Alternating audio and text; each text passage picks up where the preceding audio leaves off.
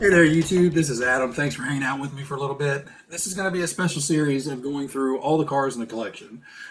This series will run pretty much every Sunday, as long as I have time to make the video.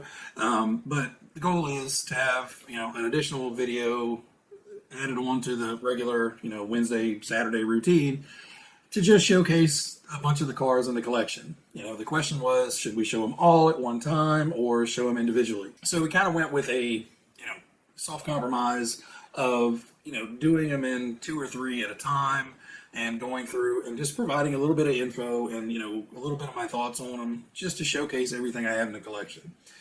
So what I'm going to do is I'm going to grab a couple off the shelf and we'll start talking about them. Well, all right, guys, so this time we have three kind of all over the place different chassis of buggies, but two of the three are classic Tamiya Icon buggies, and the other one is a bit newer on the timeline.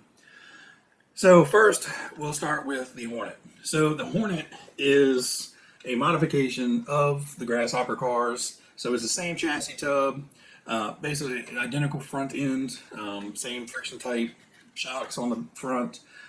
The thing that changed the most on the rear, sorry, the aerials are getting in the way.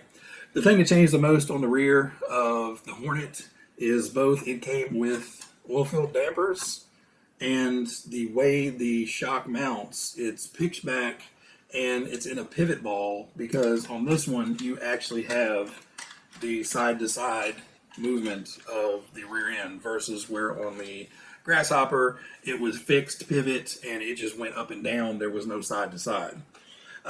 Another added benefit of this is they put on the big balloon spike tires, which these perform so much better than the Grasshopper tires do. The Grasshopper tires work great on sand. Take it to the beach, run it around, throw some big rooster tails with it, works great. On grass and anything else, it just hops and has no traction.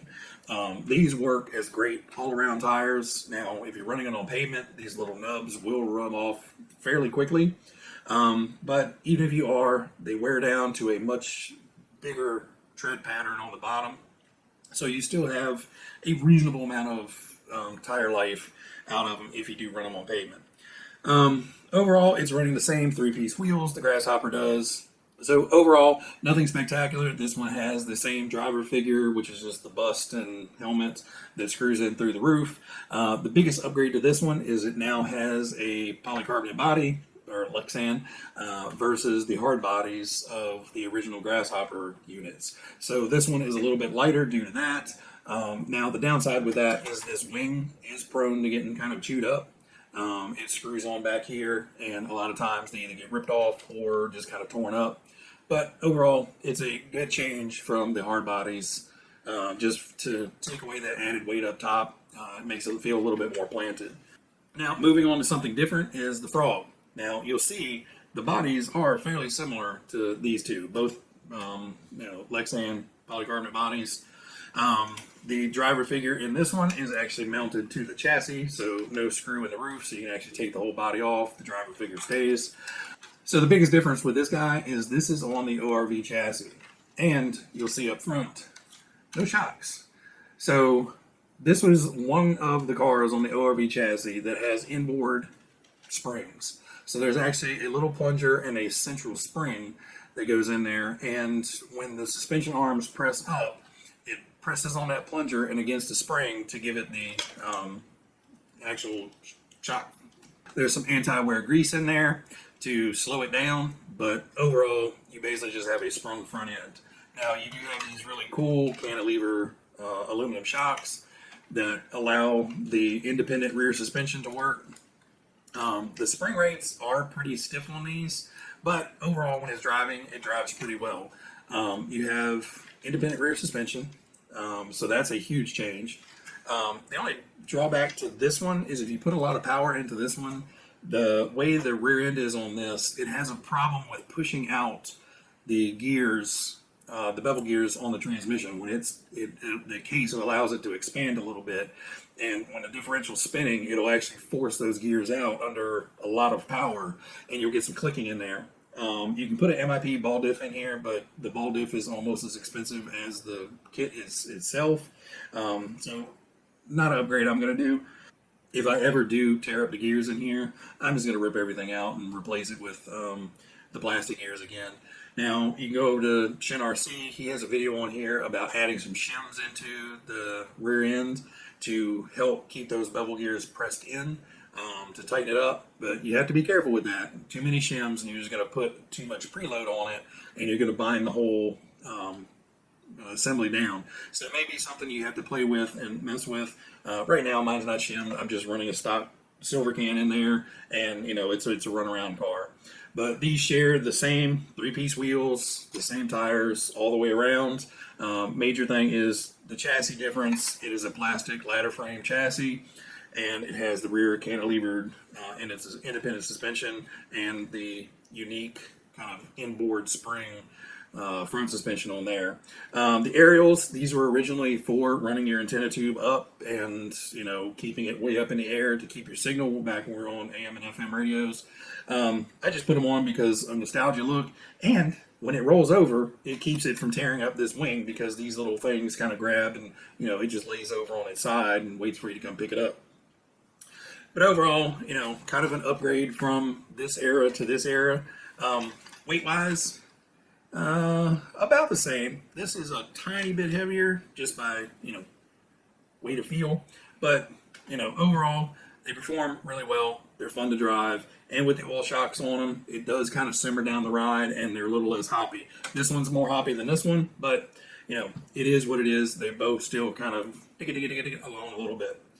Now, this one I brought out just because it shares a paint scheme. But this is the Tamiya Neophyter. So this does come with two sets of decals. You can kind of run the kind of retro frog racing team livery on it, or you can go with the Neophyter stickers and paint it blue kind of box art, or paint it whatever color you want. But since it had the frog racing in there, I love the frog, so I went ahead and did that as well. Now this is a much more modern car. This has a two-piece kind of monocoque style chassis. So those two pieces come together, and it basically almost creates like a boat hull type chassis. So the underneath of it is super slick. So gliding over grass and even out on the track, it slides over everything really well. And it kind of has a bumped ridge down here that's a lot thicker, so it won't grind itself through super fast. Most of the impact kind of happens up here. So I have had this out on the track a few times. It runs really, really well. It needs a little bit of weight up front. This one, I have a torque tune. Yeah, this one, when you get it, most of them come with a torque tuned and oil-filled dampers on it. So with the torque tuned, it has a tendency to kind of lift the front end underneath hard acceleration, especially when it gets traction. And when you lift that front end, the tires just don't have the contact patch or grip. They are significantly wider than, the traditional round smoothies. So you do have a little bit more traction, but, again, if the front tires aren't hitting the ground, there is no traction. So all I've done is I've added a few stick-on wheel balance weights. You can go down to the auto parts store and buy them in packs. You can get half ounce or quarter ounce wheel weights, and it just have a foam sticky back, just like servo tape, and you just stick a couple down in the front, and it just adds just enough weight to try to counteract that front end coming up. So it does help when you're running around. Dual wishbone, independent front and rear suspension. The suspension on this actually works really, really well out of the box. I do have 3 preload springs in the back. It was chassis slapping real hard in the back because that's where predominantly most of the weight is. So your battery runs lengthwise in this one, whereas on these two, it's crossways. Lengthwise, it sits nice. It sits down as low as it possibly can in the chassis, and it makes a nice balance. It gives it a little bit of front bias, but a lot of your weight once the battery is in is shifted forward versus it is mostly back here on these cars. The battery sits. Actually, the battery does sit low in this one. My bad. The battery sits across here in the back, so all your weight is in this back half of the buggy on this one. To where this one you have the motor and transmission hanging out back here, and your battery is sitting right along in here. I forgot. Hopper chassis, so the battery tray pops out underneath, and your battery sits right here on the bottom. But, you know, again, these aren't as racy as this guy is. This guy you can actually take out on the track and have a really good time. The track width is a good bit wider, about 1.5 inches wider, and wheelbase is about 2.5 or so inches longer overall.